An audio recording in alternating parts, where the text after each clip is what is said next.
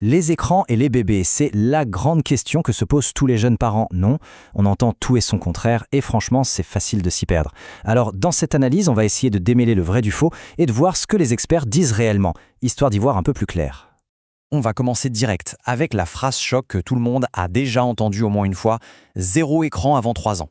C'est une recommandation qui peut paraître un peu radicale et qui fait beaucoup parler, mais alors d'où est-ce que ça vient concrètement ?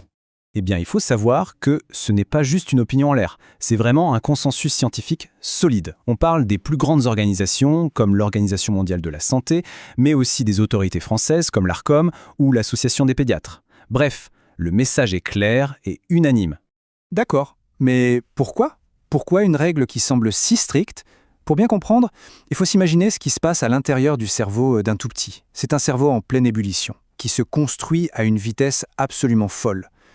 Prenez le langage, par exemple. Pour qu'un enfant apprenne à parler, ça fonctionne comme une partie de ping-pong. Le bébé gazouille, l'adulte répond. Le bébé regarde quelque chose, l'adulte met un mot dessus. C'est cet échange constant, cette petite balle qui va et qui vient, qui tisse les fondations de la communication. L'écran, lui, il ne joue pas à ce jeu-là. C'est un mur. Il envoie un flux d'infos, mais il ne renvoie jamais la balle. Il n'y a aucune interaction. Et c'est ça le point crucial. Ce n'est pas tant que l'écran est un poison en soi, c'est plutôt que chaque minute qu'un bébé passe devant, eh bien c'est une minute qu'il ne passe pas à interagir avec un être humain. C'est une opportunité d'apprentissage qui est tout simplement perdue. Et les conséquences ne s'arrêtent pas au langage. On sait que la lumière bleue des écrans peut perturber le sommeil. L'attention aussi peut en prendre un coup. Le cerveau s'habitue à un rythme de stimulation très rapide et du coup, le monde réel, qui est plus lent, peut lui paraître ennuyeux. Et puis bien sûr, il y a la motricité.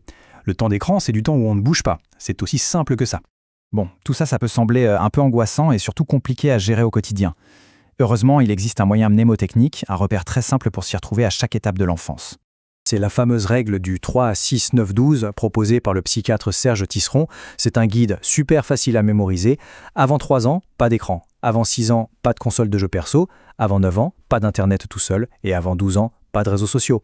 C'est progressif et ça donne des balises claires pour chaque âge. Mais attention, c'est vraiment essentiel de le voir comme une boussole, pas comme une loi gravée dans le marbre. Le but, ce n'est absolument pas de culpabiliser les parents. Parfois, on a juste besoin de 10 minutes pour souffler, et c'est normal. L'idée, c'est d'aller vers une réduction consciente, pas de viser une perfection qui n'existe pas. D'accord, on réduit les écrans.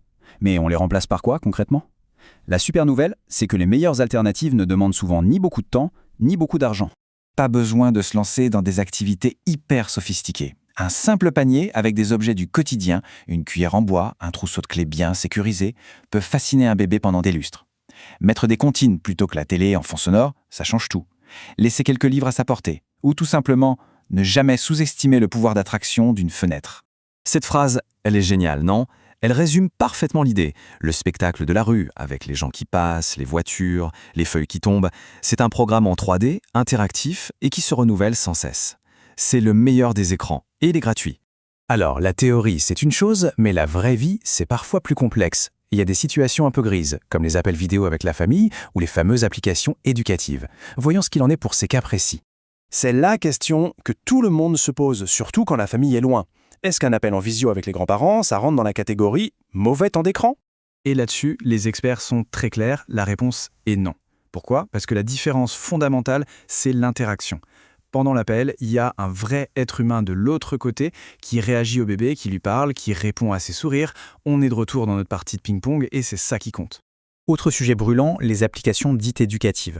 Le marketing est très fort, on nous promet monts et merveilles pour le développement de nos enfants. Mais est-ce que c'est vraiment utile avant 3 ans ? Là encore, la science est formelle. À cet âge-là, un enfant apprend avec tout son corps. Il a besoin de toucher, de sentir le poids d'un objet, sa texture, de le mettre à la bouche. L'expérience sensorielle d'un simple puzzle en bois est infiniment plus riche et bénéfique pour son cerveau qu'une application sur tablette. Et pour finir, un cas très fréquent, la télé qui tourne en bruit de fond dans le salon. On se dit « oh, le petit ne regarde pas, donc ça va ». Pourtant, l'impact est bien là et il est souvent sous-estimé. Oui, c'est un vrai problème. Les études ont montré que lorsque la télé est allumée, même en fond, les parents parlent beaucoup moins à leur bébé. Le dialogue s'appauvrit. Ce bruit constant vient en fait hacher l'attention de tout le monde, adultes comme enfants, et ça nuit à la qualité de ces interactions qui sont si précieuses. Alors au final, qu'est-ce qu'on retient de ça ? En fait, le message principal est assez simple et plutôt encourageant. L'objectif, ce n'est pas de viser une vie zéro écran, ce qui est souvent irréaliste aujourd'hui. C'est simplement de faire des choix en connaissance de cause. Chaque fois qu'on choisit de chanter une chanson, de lire un livre ou de regarder par la fenêtre plutôt que d'allumer un écran, c'est une petite victoire. Et c'est la somme de ces petites victoires qui fait toute la différence. Pour conclure, on pourrait se poser cette question. Sans pression, il ne s'agit pas de tout révolutionner du jour au lendemain, mais juste, cette semaine, quelle serait la petite activité sans écran, même de 5 minutes, qu'on pourrait tenter ? Merci d'avoir suivi cette analyse.